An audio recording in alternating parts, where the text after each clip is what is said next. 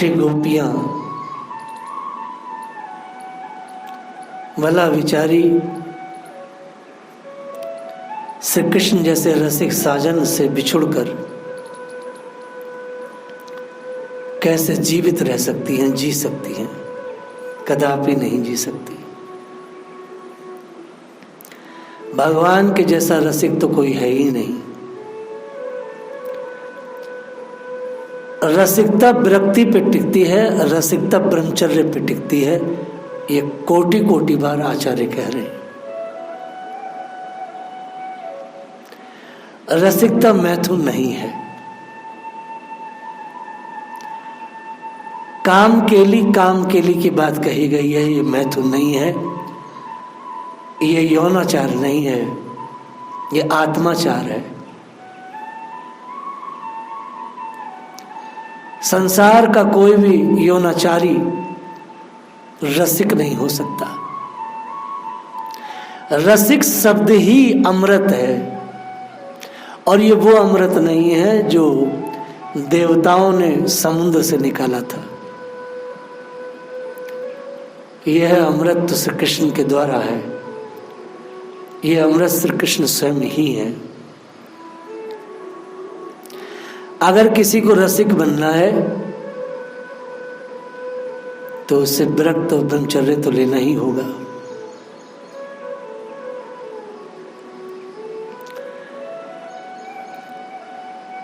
श्री राधा रानी रात्रि में जग रही हैं। रात्रि में सोने का तो काम ही नहीं। कोई भी गोपी हो, कोई भी रसिक हो, कोई भी विरक्त हो, योगी हो, साधक हो, संसार में जितने भी सच्चे साधक हुए हैं वो रात्रि में नहीं सोते हैं। रात्रि सोने के लिए नहीं है, रात्रि एक उत्सव है, उत्सव ईश्वर के करीब।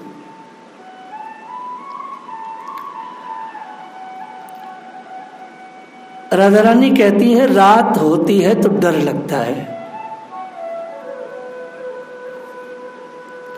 क्यों डर लगता है? चंद्रमा जब उगता है तो वो शीतल, लेकिन वो काम को बढ़ाता है। सूर्य जब उगता है तो गर्म, लेकिन वो तप की ओर अग्रसर करता है। चंद्रमा शीतल है परंतु वह काम को बढ़ाता है। लेकिन यही जो शीतलता है, यही जो चंद्र उदय होता है, चंद्र उदय नायक और नायिका को जलाता है, लेकिन चंद्र उदय साधक और वह साधिका, योगी वह योगिनी, अर्थात संसार के जितने भी आध्यात्मिकवादी हैं चंद्र उदय के समय आनंद में आते हैं, क्योंकि भजन तो चंद्र उदय से ही है। और काली रातों में भजन अच्छा होता है, क्योंकि काली रातों में योगियों को कुछ सोने का अवसर मिल जाता है।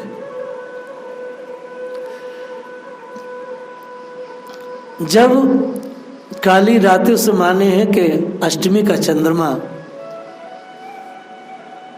12 बजे आता है, तो काली रातों में कोई भी साधक, योगी इत्यादि कुछ देर सो जाते हैं और भजन भी बहुत अच्छा बनता है। राधा रानी चंद्रमा को देख के कहती हैं किसी पथिक से श्री कृष्ण, जब तू कभी सहज द्वारावती जाए, ब्रजभाषा में द्वारका को द्वारावती कहा है सूर्य जी ने, तो श्री कृष्ण से कहना कि जिस चंद्रमा पर तुम्हारा इतना बड़ा उपकार है, इस चंद्रमा पर इतना बड़ा उपकार है श्री हरि का कि यह तो विश्व में डूब जाता, समुद्र से हरि ने बचाया, क्योंकि समुद्र से निकला है। इतना बड़ा उपकार है, ये उपकार नहीं मान रहा है। और हे पति कहना कि आपकी प्रिया को लगातार त्रास देता है।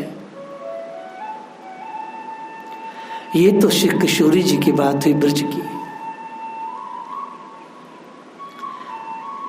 कुछ देर के लिए हम श्री कृष्ण के पास द्वारावती चलते हैं कि श्री कृष्ण आज 12 बजे क्या कर रहे हैं।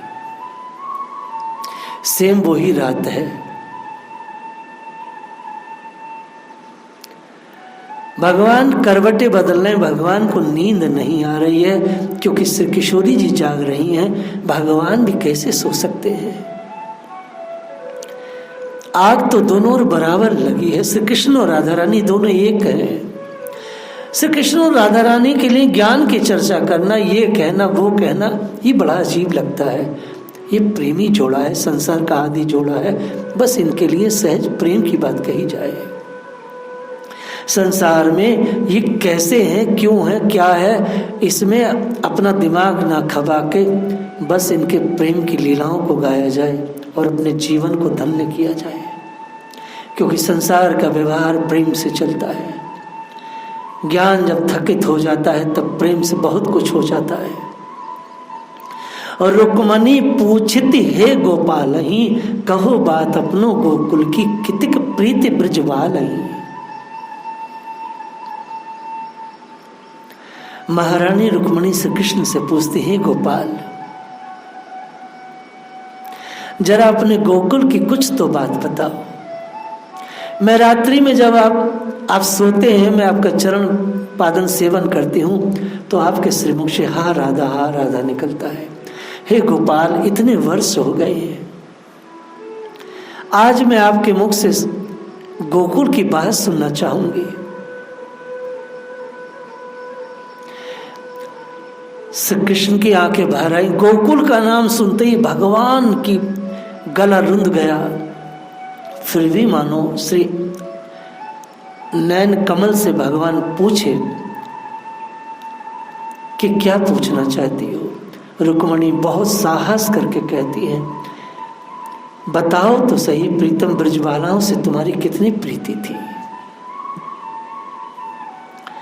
ये कोई बात ऐसी थी, कितनी प्रीति थी, श्री कृष्ण नहीं बता सकते। जब आप गाय चराने जाते थे और हृदय पर बनमाला धारण करते थे तो क्या उसको देखकर श्री किशोरी जी रीझ गई थी? क्या आपको देख के सिर्फ उस बनमाला पर रीझी, आपकी मोर पंखी पर रीझी, आपके पटका पर रीझी, आपकी चाल पर रीझी, आपके मुरली पर रीझी, आपके बजाने पर रीझी? क्या आपके सुंदर विशाल नेत्रों के आकर्षण से वह बंध गई? रुक्मणी जी का एक प्रश्न नहीं था। भगवान को जैसे जैसे देख रही थी, भगवान ऐसे शैया पर लेटे थे। श्री रुक्मणी जी उनका दर्शन करते हुए, उनके एक एक अंग को कहते हुए राधा रानी का द्वारावती में कीर्तन कर रही हैं।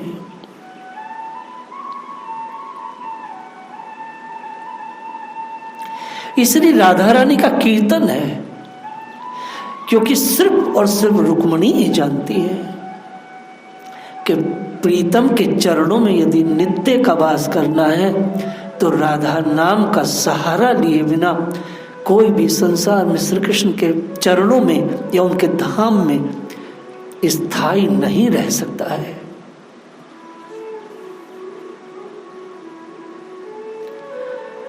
इतना सुनते ही प्रेम विवश होकर श्री कृष्ण की आंखों में आंसू भर आए। भगवान एक घड़ी तक मौन हो गए। सूर्य कहते हैं एक घड़ी तक श्री कृष्ण का श्वास नहीं रहा।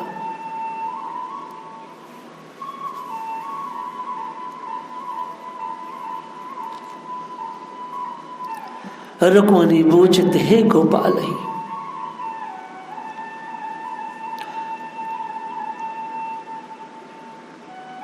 बेशर्त वे ब्रजवासी लोग, मैं उनको विसार नहीं सकता। एक घड़ी के बाद भगवान स्वस्थ हुए। संसार के जितने भी कुशल शासक हुए हैं, कितना भी बड़ा आदमी हुआ है, चाहे वो परमार्थी था, अध्यात्मवादी था या कुशल राजनीतिक हुआ है, कोई भी कोई चित्रकार हुआ है या कोई वाद्य बजाने वाला हुआ है,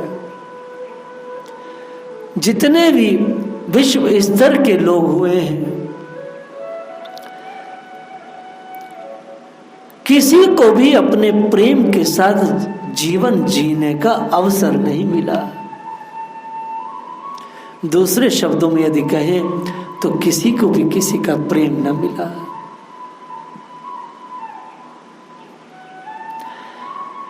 श्री कृष्ण ने कहा, हे रुक्मिणी, मैं क्षण भर के लिए भी इन ब्रजवासी लोगों को भूल नहीं पाता।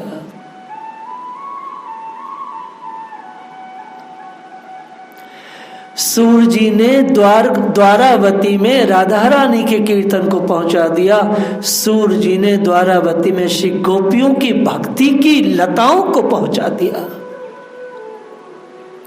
भक्ति एक लता है, एक बेल है, यह द्वारावती तक पहुंच गई है। 1200 किलोमीटर चल के पहुंची है। सूर जी देख रहे हैं। समस्त मधुपुरवासी श्री गोपियों के प्रेम की बातें करते। पूरी द्वारावती में गोपी कृष्ण की चर्चाएं होती है। 16,108 रानियां तो जरूर है, किसी के प्रेम की चर्चा द्वारावती में नहीं होती। महलों से किलकारियां तो गूंजती हैं, महलों से कर्कश आवाजें तो गूंजती हैं, उलाहना इत्यादि तो गूंजता है, लेकिन सिर्फ राधा कृष्ण का कीर्तन कहीं नहीं गूंजता। किसी भी स्त्री के मुख से हा कृष्ण नहीं निकलता है। यद्यपि 16,108 रानियां हैं श्री कृष्ण की, कोई रानी श्री कृष्ण का कीर्तन किसी के मुख से नहीं निकलता है। लेकिन ब्रज ऐसा है कि गाय से लेके लता पता तक, गोपियों से लेके ग्वालों तक, माता पिता सबके मुख से केवल एक चीज निकलती है, कृष्ण कृष्ण और केवल कृष्ण। श्री रुक्मिणी जी से भगवान कहते हैं, मैं क्षण भर के लिए भी ब्रजवासी लोगों को भूल नहीं पाता। भगवान को एक पछतावा है। वो श्री रुक्मिणी जी से कहते, हमने उनके साथ कुछ भी भलाई नहीं की, हमसो उनसो कछु भलो न कीनी। भगवान कहते हैं मैंने ब्रज के लिए, और जबकि संसार जानता है कि भगवान ने ब्रज के लिए कितने बड़े बड़े कार्य किए, लेकिन श्री कृष्ण ऐसे, श्री कृष्ण जैसा केवल श्री कृष्ण ही है। कोई जरा सा संसार में परमार्थ करते तो ढंढोरा पीटता है। श्री कृष्ण रुक्मिणी जी से कहते, मैंने उन ब्रजवासियों के लिए कुछ भी नहीं करा रुक्मिणी। ऐसा क्यों कहते हैं? परम पूज्य प्रातश्मणीय राधा गोसाई महाराज सदगुरुदेव कहते हैं, भगवान ने ऐसा क्यों कहा?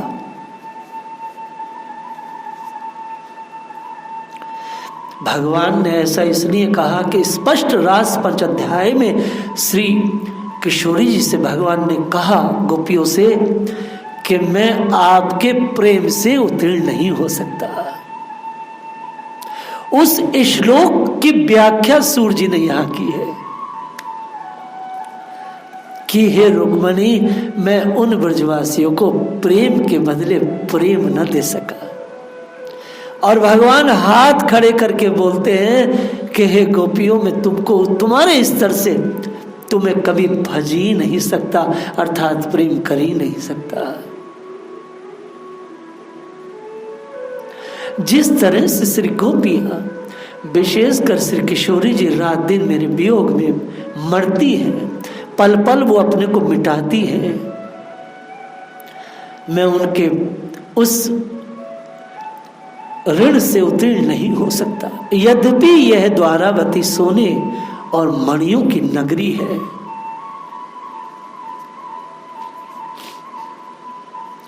जीवन के सकल संयोग, भौतिक सुख सुविधाएं इस नगरी में उपलब्ध है। लेकिन हे रुक्मिणी,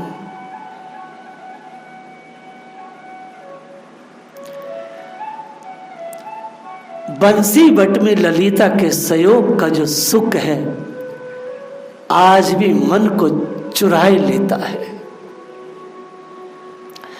परम भगवान ने 40 वर्ष बाद डायरेक्ट राधा रानी के बाद यदि किसी को याद किया तो ललिता जी को।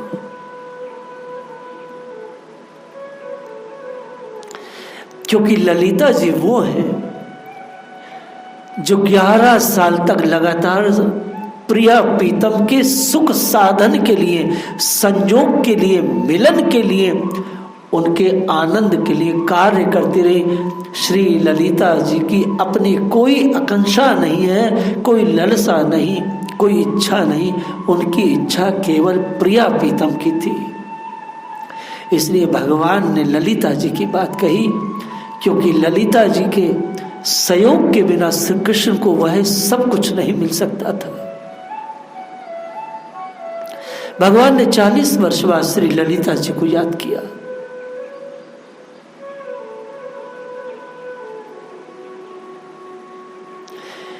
हे रुक्मिणी, मुझे एक और भी दुख है।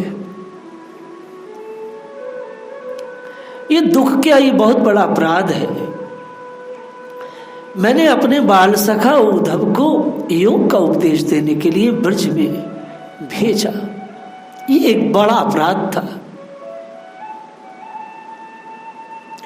विचार करने की बात है, विरहाग्नि में मरती हुई श्री गोपियों को की गति देखकर संसार का कोई भी अध्यापक उनको योग का उपदेश कैसे दे सकता था।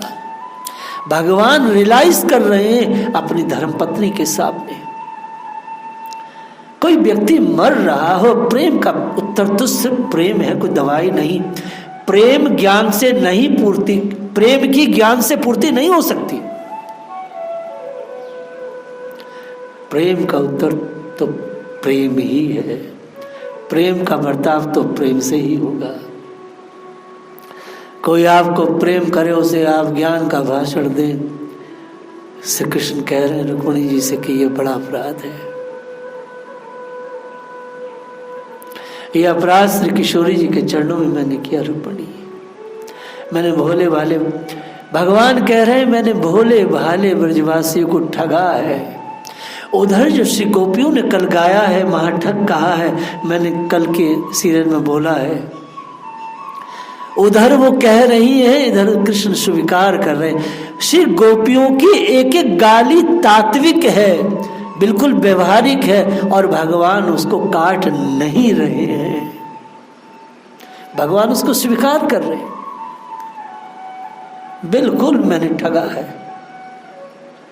मेरे से बड़ा ठग कौन है, मैंने ठगा है। और वास्तव में भगवान ने बलि के द्वारा भी, बलि के सामने स्वीकार किया।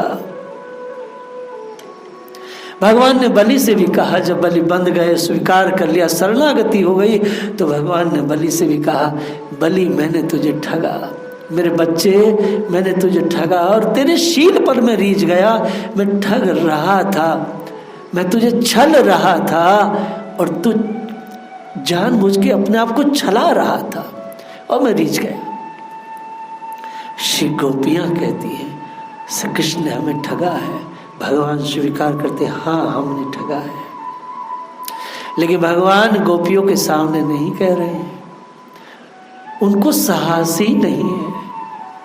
भगवान धर्म की स्थापना करने आए हैं, तो भगवान कैसे 100 वर्ष से पहले राधा रानी से मिले, क्योंकि धर्म संस्थापनाएं, इन ग्रंथों को जब हम आचार्यों के अंतर्गत रह के पढ़ते हैं तो इनका सार नजर आता है। एक मुल्ला मुरारी नाम का कथाकार, वो कहता है कृष्ण फेल है, धर्म संस्थापना कैसे की। अरे पापी, तुझे क्या पता, श्री कृष्ण ने एक एक पल धर्म की स्थापना की है। वैष्णवों के चरणों में बैठ करके जब पढ़ेगा तो पता चलेगा।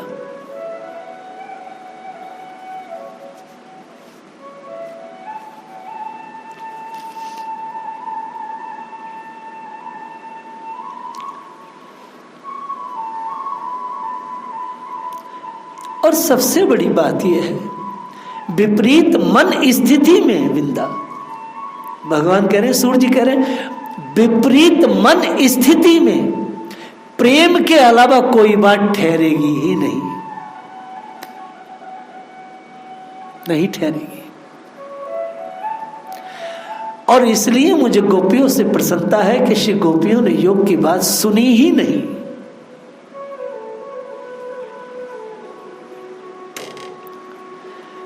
रुक्मणी मोहि ब्रज बिसरत नाई, वह कीड़ा वह केली जमुन तट, सघन कदम की छाई। गोप बधुनी की भुजा कंद धरी, बेहरत कुंज निमाई।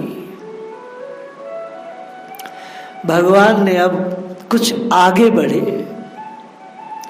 श्री कृष्ण ने कहा, हे रुक्मणी, मुझसे ब्रज तो भूलता ही नहीं है। तुमने गोपियों की बात कही, तुमने राधा रानी की बात पूछी, तुमने गोपी ग्वालों की बात कही, तमाल वृक्षों की सघन छाया में विहार करना।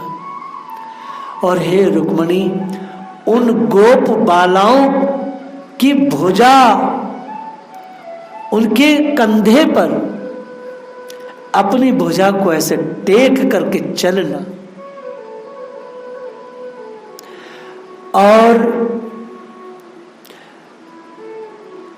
उन सघन कुंजों में विचरना, श्री यमुना जी में स्नान करना, अन्य अन्य विनोदों का कहां तक मैं वर्णन करूं। उन गरीब गोप बालकों के यहां से आए हुए वह साधारण टेटी का अचार, वो सूखी रोटी,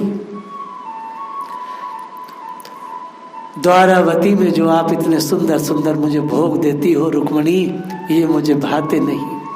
आज भी मैं मन सुखा के घर की वो खट्टी कड़ी और उन गोप बालकों के यहाँ की वो बेजर की रोटियां, मैं उनको भूल नहीं पाता। वास्तव में भगवान को ब्रज की सादगी खींच के लाती है। सूर्य जी ने इससे पहले भी कहा है, श्री कृष्ण ने गोपियों से कहा भी था, हे गोपियों, तुम मुझे उलाहना मत दो, मैं तुम्हारे इस प्रेम के बसीभूत होकर के लगातार बार बार तुम लोगों के बीच में जन्म लेता हूं। पुराने नेह को निभाने के लिए बार बार मैं गोपाल बनता हूं। पुराने नेह को निभाने के लिए, तुम्हारी गालियों को खाने के लिए बार बार ब्रज में आता हूं। गोपियों, तुम मुझे गैर मत मानो, मैं गैर नहीं हूं, तुम्हारा अपना हूं। तुम जरा तनिक पहचानो, मैं तुम्हारे प्रेम के बंद करके बार बार तुम लोगों के बीच में आता हूं, तुम्हारी सर्विस करने, अर्थात तुम्हारा सेवक बनने। भगवान गायों के सिरों पर हाथ फेर के कहते हैं, अरे गायों, तुम करोड़ों करोड़ों साल के ऋषि मुनि हो, तुम मुझे चाटना चाहते हो, लिपटना चाहते हो, तुम में कोई स्त्रियां हैं, कुछ बछड़े हैं, देखो मैं सहज तुम्हें अपने को देने आया हूं, तुमसे मेरा बड़ा नेह है। यूं ही किसी को देख करके चलते चलते रास्ते में प्रेम नहीं हो जाया करता। कोई ऐसा भी पथिक आता है जिसको देख करके मन खिंच जाता है। यही सब पूर्वचित, यही पूर्व नेह हैं जो हम लोग किसी को देख करके खिंच जाते हैं। पूर्व के जो नेह हैं वो इंसान को बांध लेते हैं, इंसान उनसे बच नहीं पाता। पूर्व के नेह बहुत विशेष है। भगवान पूर्व के नेह को निभाने के लिए बार बार ब्रज में आते हैं। ये जितने साधु संत ब्रज में हैं, अच्छे अच्छे महात्मा, ये सब पूर्व नेह के कारण बार बार ब्रज में आकर के आत्माओं को प्रेम का दान देते, पूर्व नेह। और जितना भी शुद्ध पवित्र आत्माएं हैं, उनको देख करके कौन कैसे ईर्ष्या कर सकता है? ईर्ष्या उनको देख के टिक ही नहीं सकती है। ये पूर्व नेह की बात है। आगे की लीला को हम लोग कल स्मरण करेंगे। जय श्री राधे।